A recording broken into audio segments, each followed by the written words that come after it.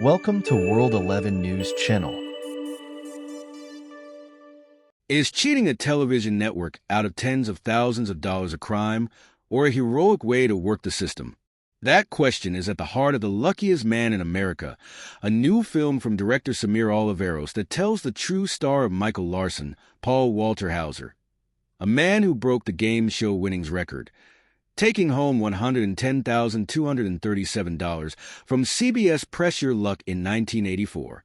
Larson played against two other contestants, returning player Ed Long, Brian Garrity, and Janie Littrass, Patty Harrison. Eventually, it was discovered that Larson had memorized the patterns in the game board, essentially doing his own version of counting cards to ensure his victory. The film recreates Larson's audition and stint on the show as he faces off against host Peter Tamarkin, Walton Goggins, creator Bill Carruthers, David Strathairn, a room full of executives, and the show's crew. Entertainment Weekly has your first look at the film, coming to theaters on April 4th. Oliveros, who also co-wrote the film with Maggie Briggs, first discovered the existence of the game show via a thrift store VHS. I frequent a bunch of thrift shops in L.A., and I like to dig through the photos and film negatives. He tells EW, "You always find really cool memories and inspiration for movies." I was browsing, and I found a bunch of VHS tapes. One of them was a Press Your Luck episode. I was like, oh wow, this looks really cool. What is this? I started researching, and then I found out about the scandal.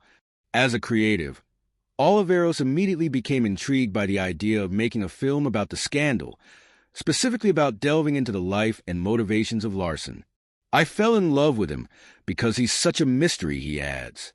You see those 40 minutes, and you can tell that the guy's hiding something, and he's definitely putting on a facade. That's what drew me in. It forced me to try to find out his real motivations. There wasn't a ton of source material to be had. Larson died in 1999. So Oliveros relied heavily on the existing footage of the episode and the memories of Carruthers' son, Bill Jr. Bill was our creative advisor throughout the whole screenwriting process. The director notes, "We got a bunch of information from Bill, who was there in the audition room when Michael auditioned. He gave us a bunch of fun little details. For example, the plate that Michael brings into the audition is actually something that he did bring.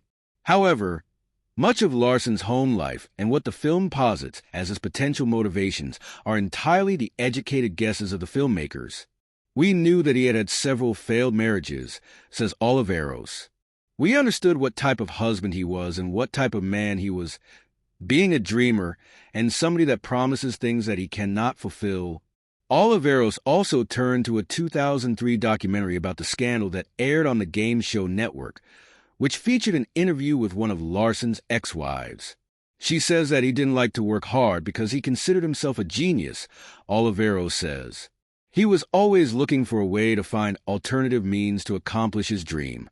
That gave us enough of a source of material to play around and come up with our own version of that. Because of the limited information available, many of the film's characters are invented whole cloth or are composites of real people.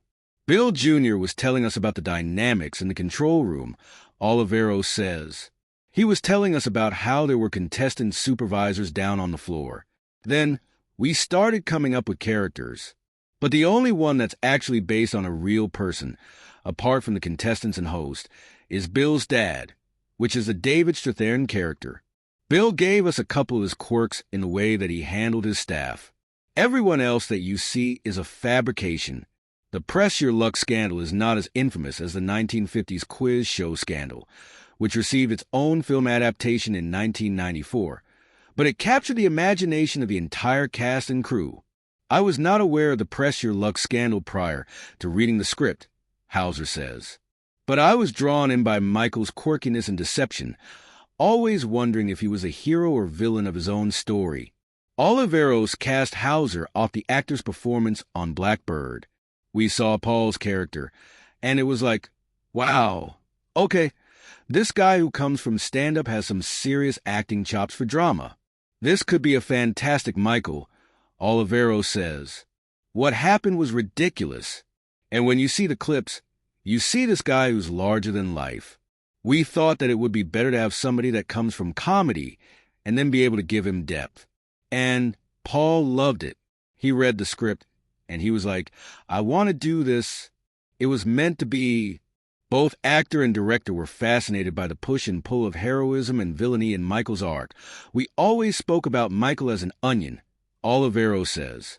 We were going to peel layers from him until we reached his emotional core. We didn't want to make him a villain at the very beginning of the movie, and we didn't want to make him a false hero. We want him to be right in the middle and for the audience to be the ones that judge him.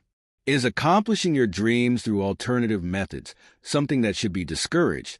Or is it something that you should follow